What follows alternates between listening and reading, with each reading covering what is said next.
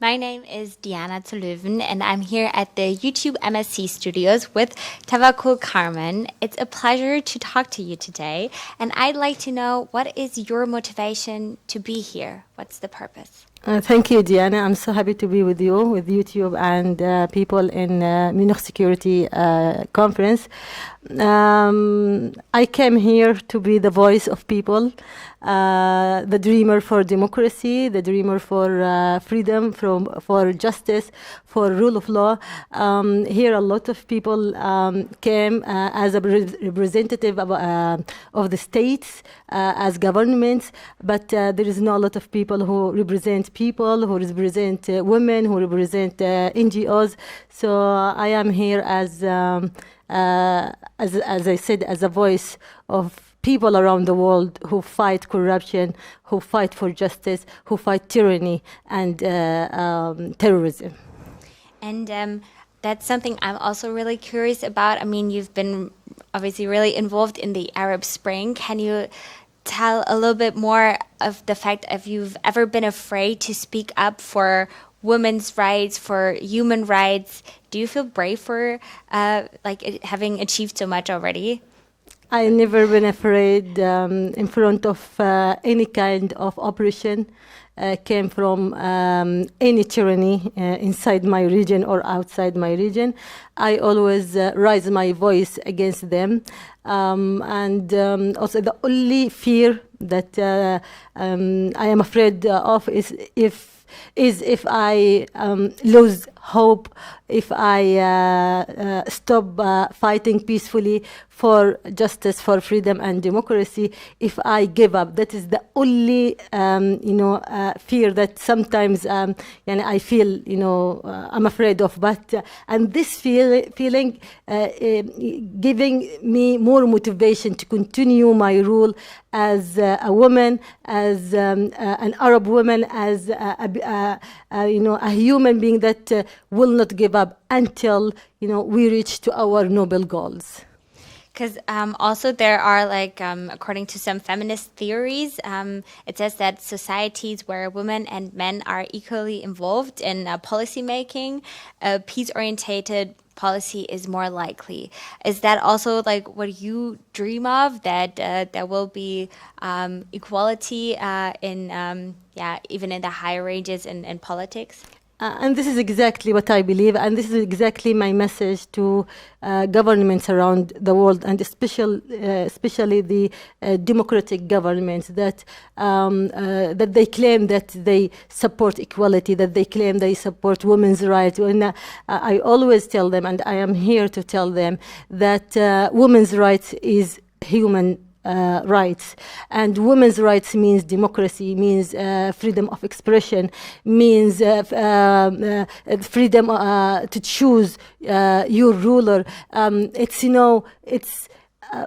It's bigger than some seats given to X or Y or Z women to be in a fake democracy or a fake, parliament or a fake government. So I am here to tell them to stop any kind of supporting dictators around the world, the dictators who claim that they are supporting women's rights while they, beautifulizing, their image with some, decor, claiming that they support women's rights. So I'm here for that. Equality means real democracy.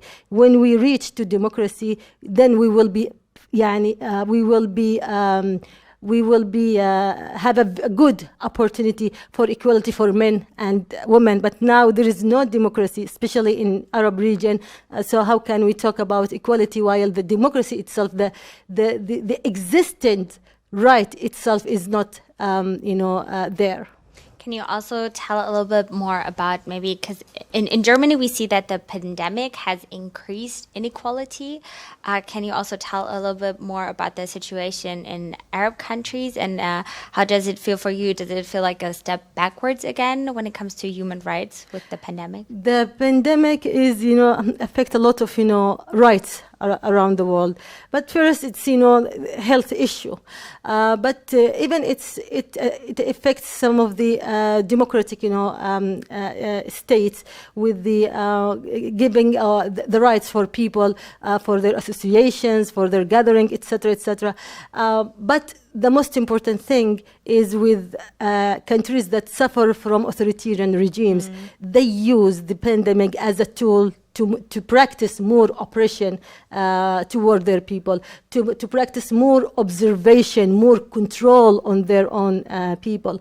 So yes, we are suffering from pandemic as a health issue that attack lives, and especially in the poor countries that suffer from lack of health services, people dying without any kind of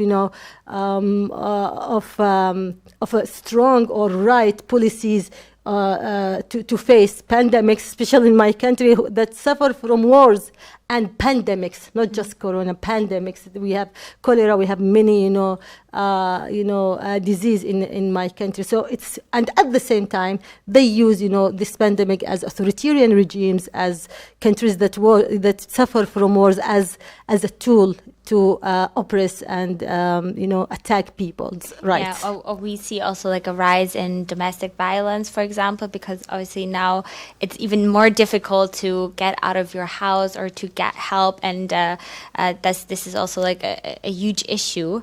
And another thing that I'm also really curious in this topic, when you say you often talk about women's rights and female rights, is it still that, or what does independency and freedom mean for you, or for also like women in Arab countries?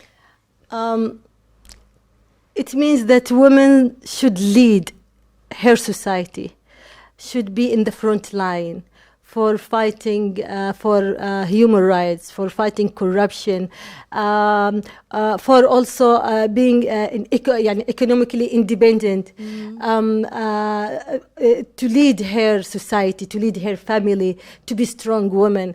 And look, when I'm talking about strong women in Arab region, it is something else than strong women in other, rich or democratic, countries. We don't look for luxury.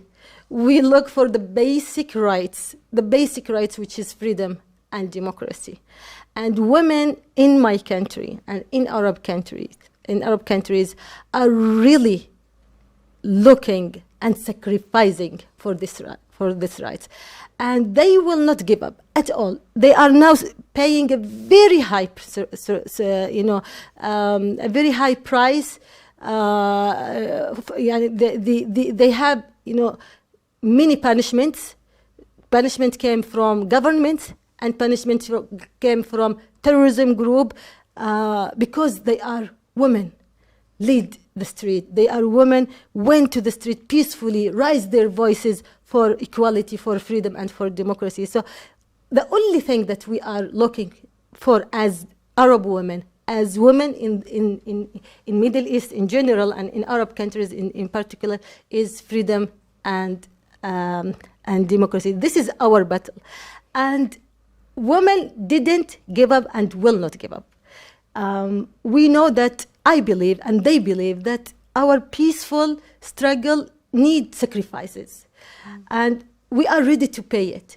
But the question that I convey it to people here, and since Arab Spring, emerged, that how many sacrifices you want from women and young people and people in general to pay. How many sacrifices?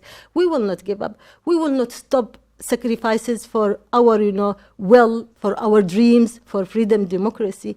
But tell us, what is the price?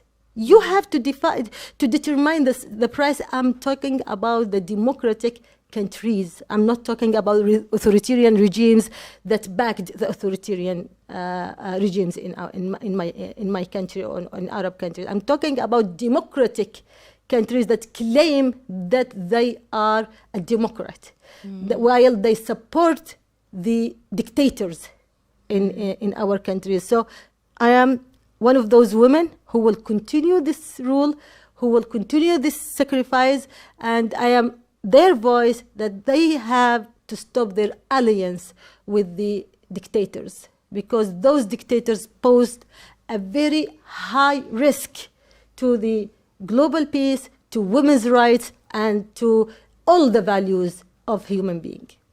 And is it for you also important not only to speak to politicians, but also to people from, let's say, I heard you're part of the oversight board of Facebook. Yeah. Can you talk a little bit more about that? What is your motivation behind this? I am a member of the oversight board of Facebook, also to be the voice of people. The social media platforms should be the voice of people and shouldn't be attacked by the governments. So when I decided to be part of this very important board, is to make efforts to protect their voices inside this platform, especially in front of the all kind of the electronic campaigns that came by the authoritarian regimes. They they manage a lot of electrical troops, we call it electronic flies, that they attack the accounts of the activists, of the journalists, of women, so they are with fake news, with bullying, etc., etc., and they been succeeded in many times to close their pages. So I am there to be the voice of those voiceless people. I am there to protect, to do what I can do to protect this platform to be attacked by those electronic flies and organized campaign by authoritarian regimes, and also to make my effort with my colleague against the hatred speeches, the hatred expression, that the racism, the terrorism, anything that use this platform in bad way. And is there any advice? I know there are so many other young girls out there that would love to speak up about inequality. What advice would you give them? Always be in the front line.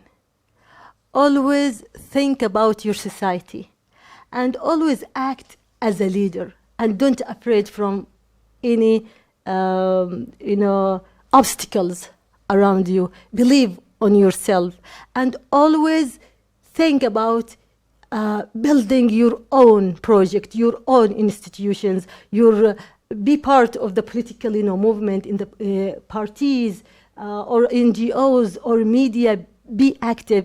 Always think and create the initiative, and see to yourself as a savior, the one who will save your society, the one who will bring solutions.